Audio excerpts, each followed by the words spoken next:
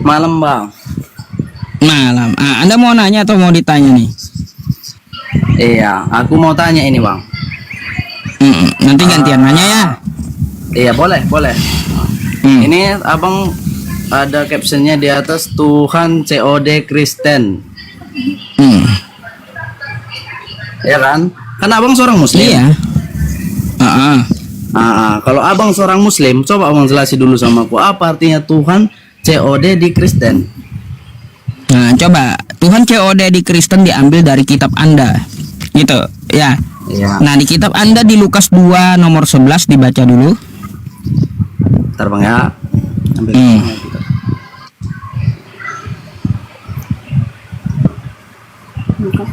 Lukas 2 nomor 11. nomor 11. Lukas 2 ayat 11. Lukas 2 ayat 11 ya. Bentar bang.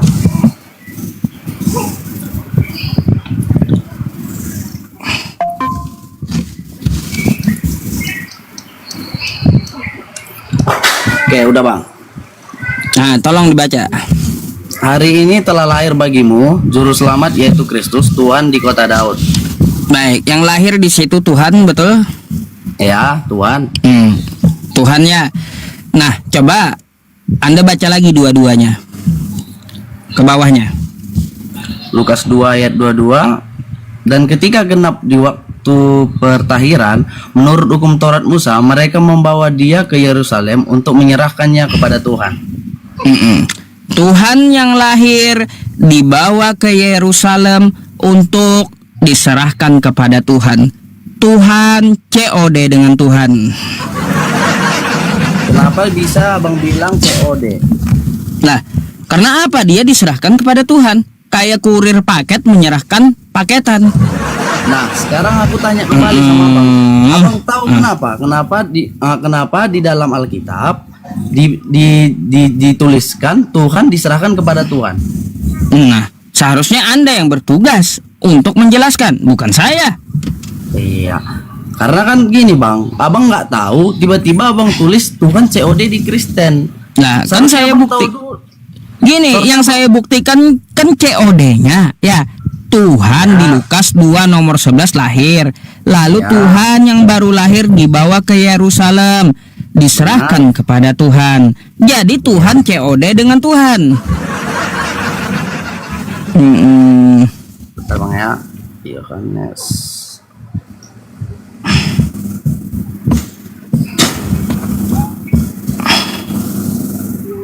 3 ayat 16.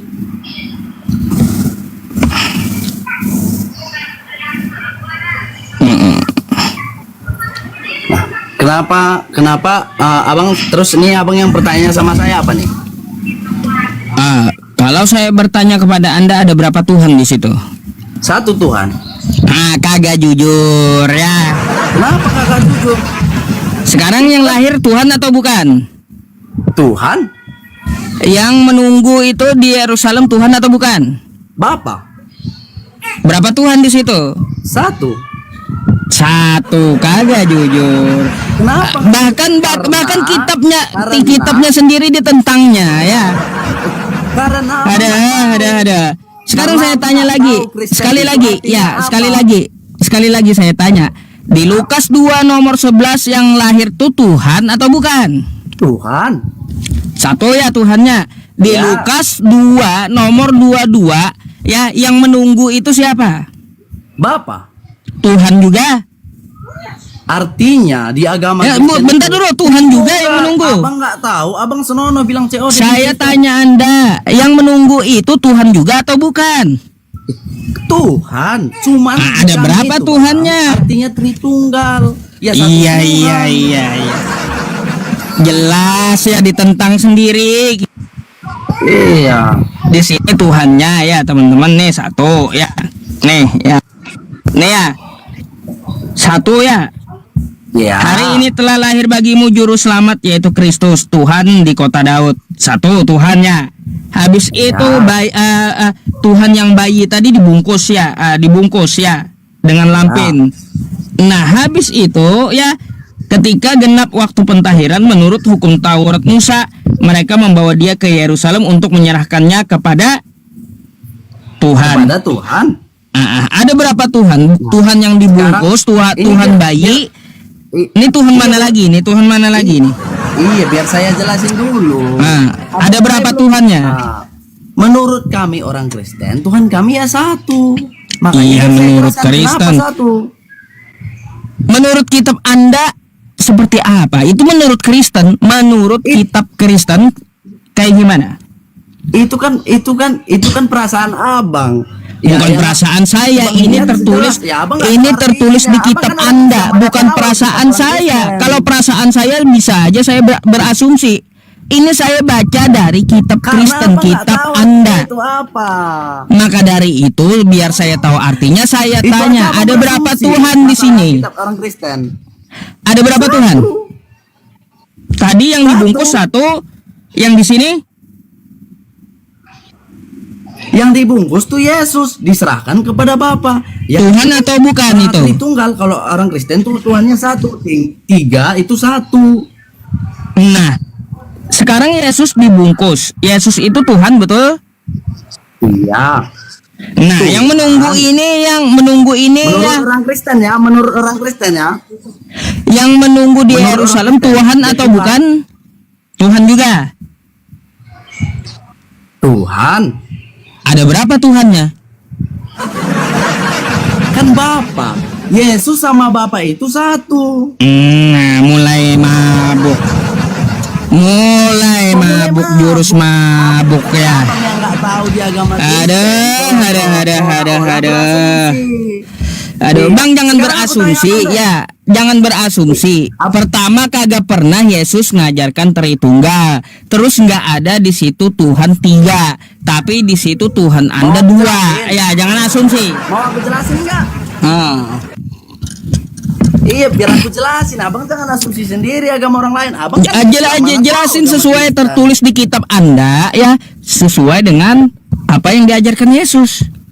Bang, gini, kita dewasa ya. Kalau kita melihat dari sekilas dari aku, contoh nih, aku orang Kristen. Kalau aku lihat Al-Quran abang, pasti dibilang, oh ini menjelek-jelekkan agama Islam. Aku nggak bilang agama orang itu nggak benar, gitu. Abang seorang ustadz, seorang ustadz, ya Muslim ya. Ini kerjaannya menghujat agama orang lain. Siapa yang menghujat? Ini tertulis, nggak ada hujatan. Anda coba pakai ini. Bentar ya, coba Anda pakai ini ya.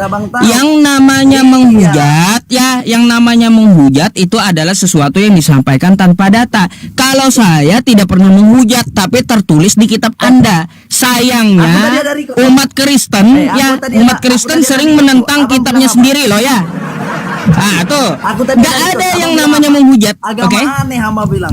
Apa seorang ustadz loh ngomongnya kayak gitu harusnya. Bang, harusnya ya. Abang ngajarin agama, abang aja ngapain urusin orang Kristen? Salah. Aduh, Bentar, seharusnya Anda lihat pendeta Anda dulu ya. Jangan lihat umat Islam dulu. Coba lihat internal Anda dulu. Coba lihat pendeta ngapain, seorang pemuka agama, seorang pendeta ngomongin Islam. tunjukkan. Oh, tunjukkan. Iya. Anda Katolik atau Protestan sih? Aku Kristen Protestan. Aku tidak malu Protestan. menunjukkan agamaku. Iya. Oke, ya. Nih ya. Ya. Apa yang dia katakan nih? Nih ya. Contoh. Ya, Bang mana? Coba lihat. Nih.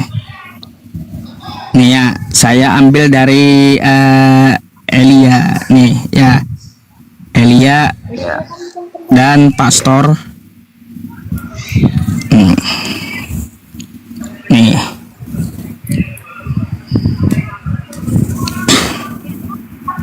Sabar.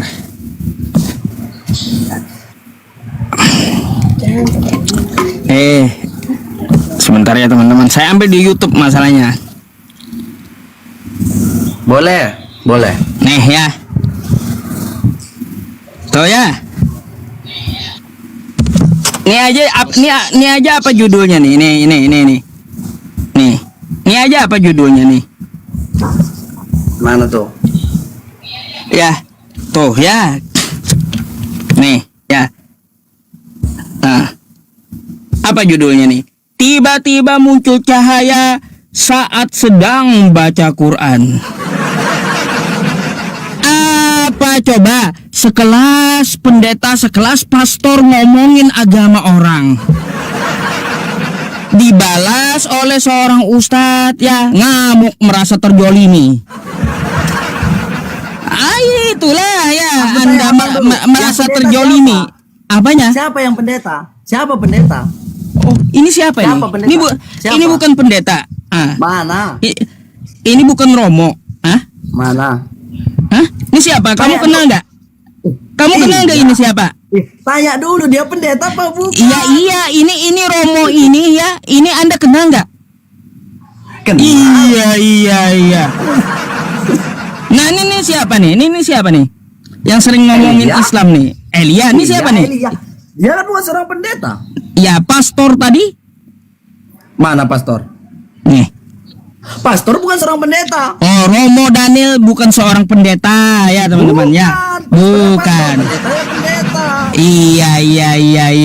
Jadi ya kagak usah ya sekelas pendeta, seorang Romo aja gitu ya, teman-teman, ngomongin Islam. Nih, sekarang saya tanya lagi. Nih ya, nih. Boleh, Nih, Bang, boleh. baik. Silakan. Ya. Nih ya.